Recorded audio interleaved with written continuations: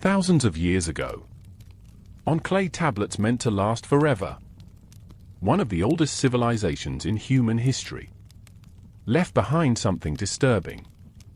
They believed humanity had already been erased once. Not by accident. Not by disease. Not by nature. But on purpose. They believed something decided. Humans had become too loud. Too many. Too out of control. So the world was wiped clean. Not to punish a few, but to remove everyone. And begin again. So the question isn't, will humanity end one day? The real question is, did it already happen once? And if it did, why were they certain it could happen again? Before we begin, take a moment to get comfortable. Let me know in the comments where you're watching from, and what time it is for you right now. This channel is about slow, thoughtful explorations of history. No rush. No noise. Just time, perspective, and questions. If that's something you enjoy, you're in the right place. Let's begin. The earliest written story of a world-ending flood does not come from modern books. It does not come from movies or from modern fiction. It comes from ancient Sumer, from one of the very first civilizations to ever write anything down.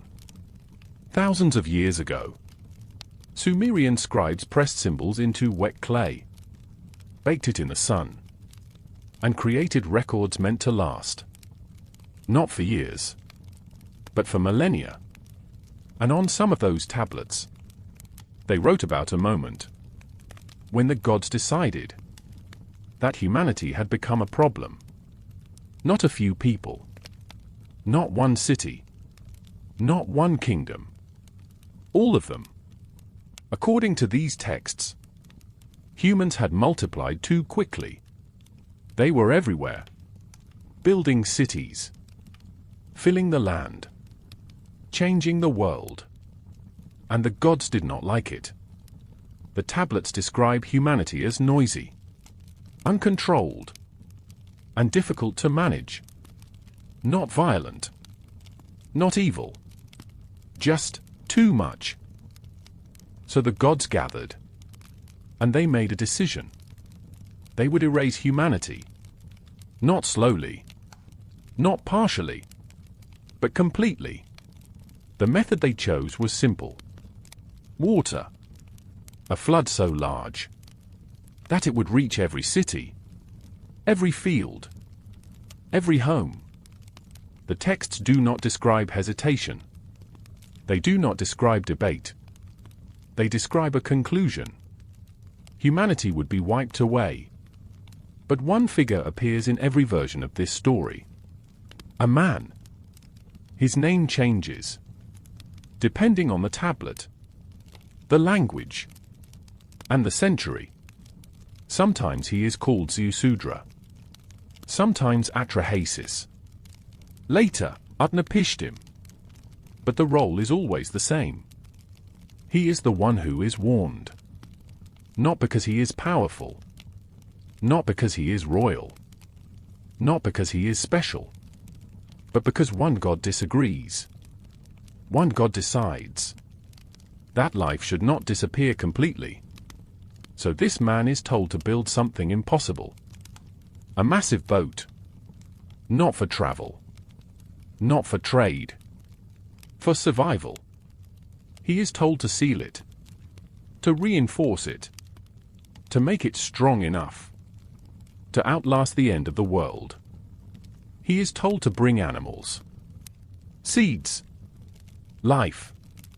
Then, according to the tablets, the rain begins. Not as a storm, but as a collapse of the sky. Rivers rise. Canals overflow. Fields disappear. Cities, some of the first cities in history, vanish underwater. The tablets describe chaos. People climbing walls. People screaming. People losing everything. And then, silence. When the water finally retreats, nothing is left. No kingdoms. No temples. No streets. Just mud. And a boat. Humanity, as it once existed, is gone. This story appears in several ancient texts. The Epic of Gilgamesh, the Atrahasis Epic, the Eridu Genesis, written centuries apart, by different scribes, in different cities. But the core is the same. A decision. A flood. A reset. This was not entertainment. This was how they recorded the past. This is how the Sumerians believed. The world once ended. One way to understand these similarities is to see them as different versions of the same story. A single event, remembered and retold across generations, long before it was ever written down. Each civilization reshaped that memory, according to its own beliefs, its own gods, and its own understanding of the world. Because of this, we can't always determine exactly when the story began. Only when a specific version was recorded. What survives on clay tablets is not the moment of the event itself, but how one culture understood it. When the flood finally ended, the world did not return to what it had been. According to the Sumerian texts, this was not a pause. It was a reset. The man who survived stepped out of the boat into a place that no longer belonged to anyone. There were no borders, no kings, no armies, no laws, just silence. The tablets describe a strange moment. Not relief, not celebration, but uncertainty. Because the gods had not simply destroyed humanity. They had changed it. In some versions of the story, the gods look at the empty world and realize something. They had gone too far. They had erased too much. Humanity was useful. Humanity had a purpose. And now it was almost gone. So they allowed humans to exist again. But not like before. Not freely. Not endlessly. New rules were created. Humans would no longer live forever. They would age. They would weaken. They would die. Disease would exist. Famine would exist. Loss would exist. Not as accidents, but as limits. Population would now be controlled. Life would now be fragile. The world would no longer belong to humans. Humans would only be allowed to live in it. This is one of the most important ideas in Sumerian belief. Humanity was not permanent. It was conditional. It existed because it was permitted to exist. And permission could be taken away. The flood was not seen as a tragedy. It was seen as a solution. A correction. A way to restore order. In their worldview, destruction was not evil. It was necessary. When something became unstable, it was removed.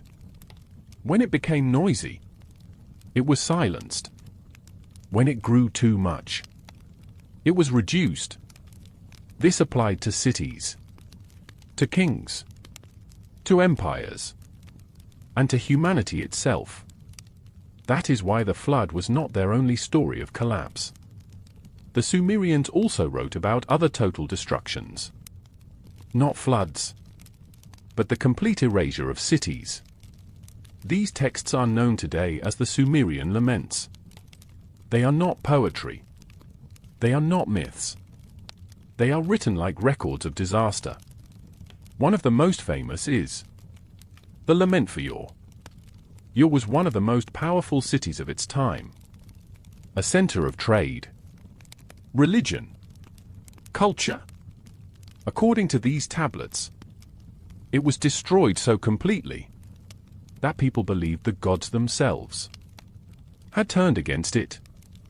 The text describes houses falling, walls breaking, temples burning, bodies left in the streets, children crying for parents who never returned, entire families erased, not conquered, not defeated, gone. And the tablets do not describe this as a mistake. They describe it as something that was decided. For the Sumerians, destruction was not shocking. It was expected. Civilizations were temporary. Cities were temporary.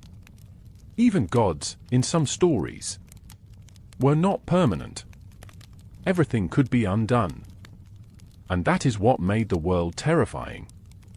What disturbed them most was not that the world had ended once. It was that it could end again. At any time. Without warning. They did not believe in a stable future. They believed the future depended on behavior. As long as humans followed rules, the world continued. If they didn't, it stopped. In their stories, the gods did not ask permission. They did not negotiate with humans. They decided. And once a decision was made, nothing could change it. Not kings. Not armies. Not prayers. Humanity, in their view, did not own the world. It was borrowing it. And sometimes, according to their stories, humans were not even the problem. Sometimes the danger came from above, from the gods themselves. In Sumerian belief, the gods were not united. They did not move as one. They did not share the same goals. They did not even like each other. This is something that makes their worldview very different. Their gods argued. They disagreed. They competed. They interfered. And sometimes they sabotaged each other. This meant that disasters did not always happen, because humans failed. Sometimes disasters happened because the gods were fighting. In the flood story, for example, not all gods agreed on what should happen. One god wanted humanity erased. Another god believed this was a mistake. One wanted silence. Another wanted continuity. So while one god planned destruction, another secretly helped a human survive. This was not harmony. This was conflict. And when gods conflicted, the world suffered. Some Sumerian texts describe battles, not between humans, but between gods and chaotic forces, monsters, storm beings, entities representing disorder. These stories were not about heroes. They were about control. Who rules the world? Who decides its shape? Who decides when it should be destroyed? In these stories, the world is not stable. It is constantly being negotiated, fought over, corrected. This meant something terrifying for humans. Their survival did not depend only on behavior. It also depended on divine politics. If gods disagreed, cities burned. If gods competed, floods happened. If gods fought, civilizations collapsed. Humans were not the center of the world. They were caught in the middle of it. This explains why Sumerian stories feel so unstable, so unsafe, so unpredictable. Because in their worldview, nothing was protected. Not kings, not children, not cities, not even entire civilizations. If gods changed their minds, everything could end. And this leads to a deeper question. Why did they believe humans were created at all? According to Sumerian mythology, humans were not created out of love. They were not created to be special. They were not created to be sacred. They were created because the gods were tired. In the earliest versions of these stories, the gods were doing all the work. They maintained the rivers. They controlled the land. They managed the cycles of nature. And they hated it. The texts describe the gods as exhausted, complaining, angry. They did not want to work anymore. So they made a decision. They would create a new being. Something weaker. Something obedient. Something that could work in their place. That being was humanity.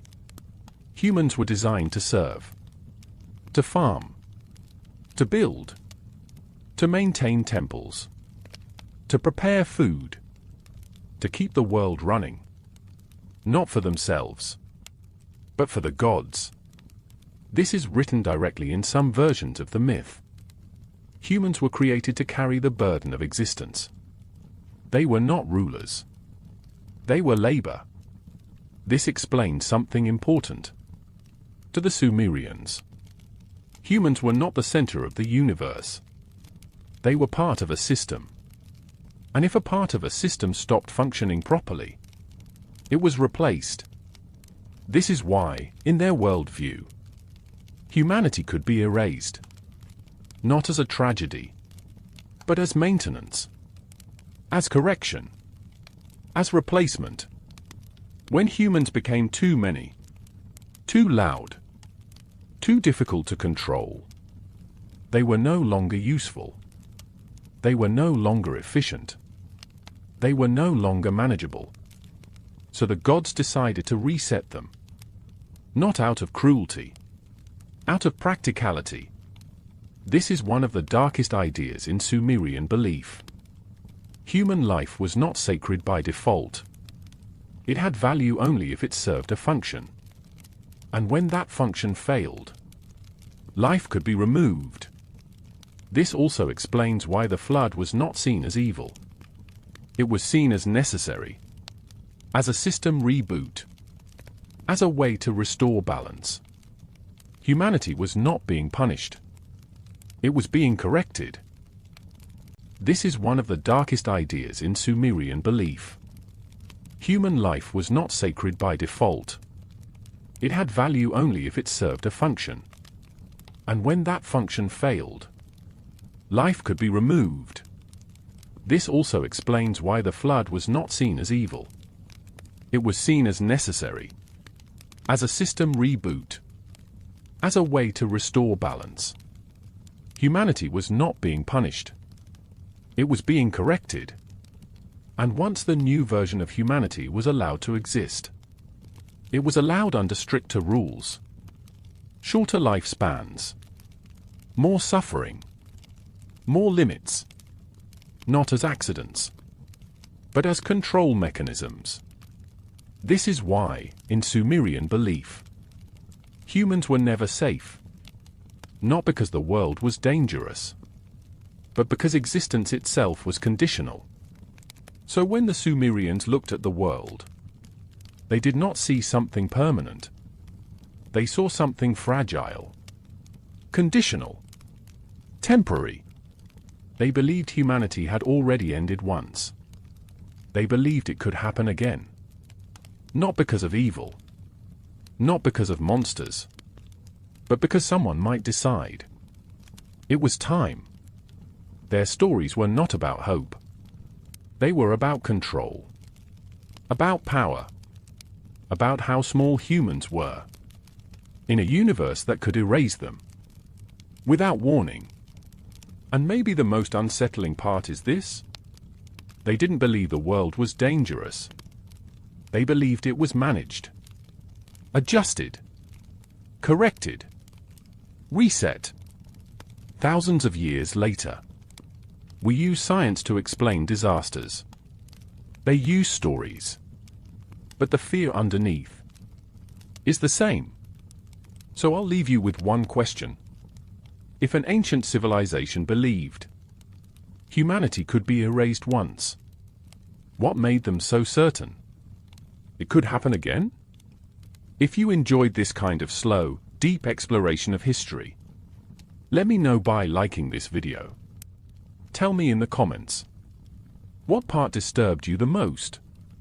And if you want more stories like this, about ancient civilizations, lost beliefs, and forgotten worlds, make sure you subscribe.